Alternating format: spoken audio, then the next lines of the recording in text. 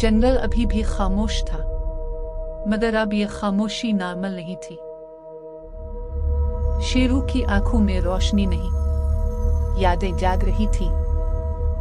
अलीज़े पीछे हटी। ये रोशनी इसके अंदर क्यों है? देव शेर ने पहली बार गौर से उसे देखा, जैसे पहचान लिया हो।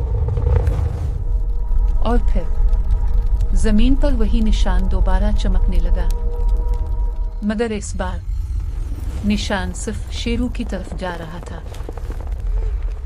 शेरू ने आहिस्ता से कदम आगे बढ़ाया और दीवार हिलने लगी।